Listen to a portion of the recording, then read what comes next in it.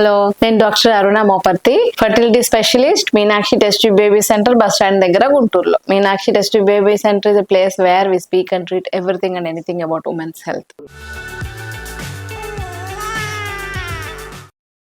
ఈ రోజు ప్రెగ్నెన్సీ కొంతమంది చాలా డిలే చేస్తూ, లేట్ గా మ్యారేజెస్, లేట్ గా పిల్లల్ని కనటం, ప్రెగ్నెన్సీ ప్లాన్ చేయటం వల్ల వచ్చే నష్టాలు ఏంటి, అసలు ఎందుకు ప్రాబ్లం లేట్ ఎందుకు అవుతుంది, లేట్ అవటం వల్ల మనకి అండాశయాల కెపాసిటీలు అలా ఉంటాయి, ప్రెగ్నెన్సీ వస్తుందా రాదా, ఒకవేళ వస్తే ఏమన్నా జెనెటిక్ ప్రాబ్లమ్స్ వస్తాయా, ఈ 5 పాయింట్స్ గురించి డిస్కస్ చేయాలనుకుంటున్నా ఈ వీడియోలో. ఫస్ట్ ఆఫ్ ఆల్, ప్రెగ్నెన్సీ అనేది ఇంత ముందు రోజులలా కాకుండా ఇప్పుడు కొంచెం తగ్గిపోతుంది అనమాట రిజర్వ్స్. చిన్న పిల్లలు ఎగ్జాంపుల్ తీసుకుంటే, ఇంత ముందు మామూలుగా 13 to 15 ఇయర్స్ అప్పుడు మెచ్యూర్ అయ్యేవాళ్ళు. అప్పుడు వాళ్ళకి ఇంకొక 3-4 ఇయర్స్ ఎక్కువ ఎగ్స్ పెరిగే కెపాసిటీ ఉండేది. ఇప్పుడు పిల్లలు ఏంటంటే కొంచెం జంక్ ఫుడ్స్ ఎక్కువ తినడం, ఎక్కువసేపు పుస్తకాలతో కూర్చోవటం, లేకపోతే ల్యాప్టాప్లు పెట్టుకొని కూర్చోవటం, దాని వల్ల చిన్న పిల్లలు కొంచెం లావ్ అయిపోతున్నారు. స్కూళ్ళల్లో గేమ్స్ లేక, ఈ యాక్టివిటీస్ వల్ల వాళ్ళ చైల్డ్హుడ్ నుంచే ప్రాబ్లమ్ స్టార్ట్ అవుతుంది, హార్మోన్ ప్రాబ్లమ్. సో లావ్ అయిపోవడం వల్ల ఆ హార్మోన్ అంతా ఇంబ్యాలెన్స్ అయిపోయి వాళ్ళు 10 ఇయర్స్ కే మెచ్యూర్ అయిపోతున్నారు. ఇంత ముందు లాగా 15 ఇయర్స్ దాకా కాకుండా 10 ఇయర్స్ కే మెచ్యూర్ అయిపోతున్నారు. సో 10 ఇయర్స్ కి మెచ్యూర్ అయిన వాళ్ళకి 12 ఏళ్ల నుంచే ఎగ్స్ రిలీజ్ అవడం మొదలైపోతాయి.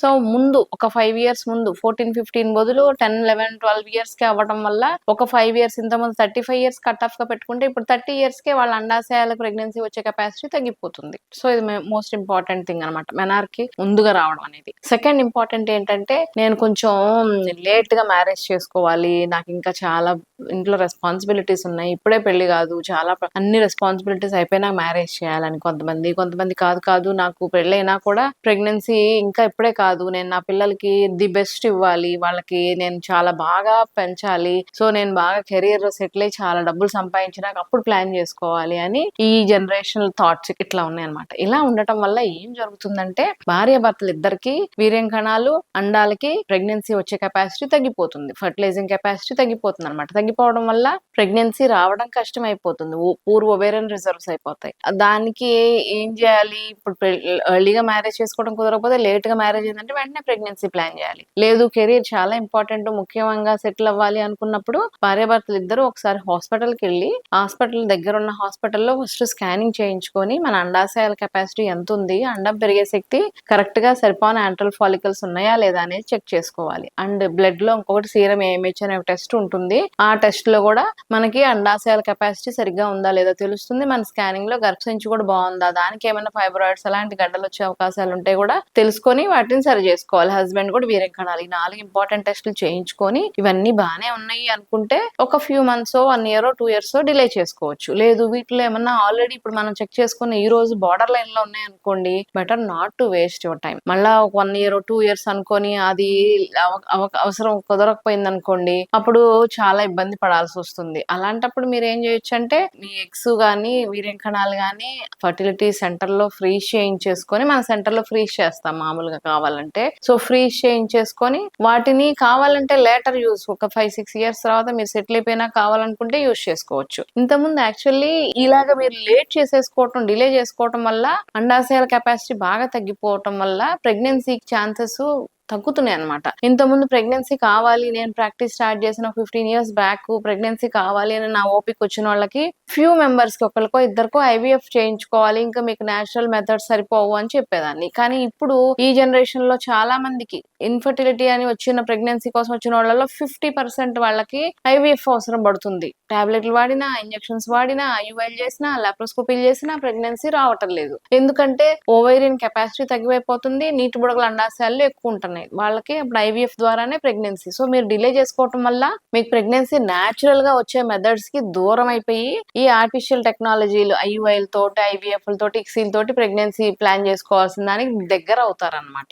సో అది సెకండ్ ప్రాబ్లం. మీకు థర్డ్ ప్రాబ్లం ఏముంటుందంటే, చాలా ఇంపార్టెంట్ ప్రాబ్లం ఏముంటుందంటే, ప్రెగ్నెన్సీ డిలే చేయటం వల్ల, ఎస్పెషల్లీ మదర్ కి మెటర్నల్ ఏజ్ ఎక్కువ అవడం వల్ల డౌన్ సిండ్రోమ్, పిల్లలకి పుట్టబోయే పిల్లలకి జన్యుపరమైన తేడాలు వస్తాయి అనమాట. అనమాట. ఈ పూర్ వివోరియన్ రిజర్వ్స్ అన్ని ఓవర్కమ్ అయ్యాం, ప్రెగ్నెన్సీ ఎట్లకట్లా వచ్చిందంటే వచ్చిన ప్రెగ్నెన్సీలో పిల్లలకి జన్యుపరమైన తేడాలు వస్తాయి అనమాట. మదర్ ఏజ్ 30-35 దాటంగానే పిల్లలకి క్రోమోజోమల్ అబ్నార్మాలిటీస్, నార్మల్ గా 46 క్రోమోజోమ్స్ ఉంటాయి. అయితే ట్రైజోమి 21 అని ఒకటి 47th క్రోమోజోమ్ ఉంటుంది అనమాట.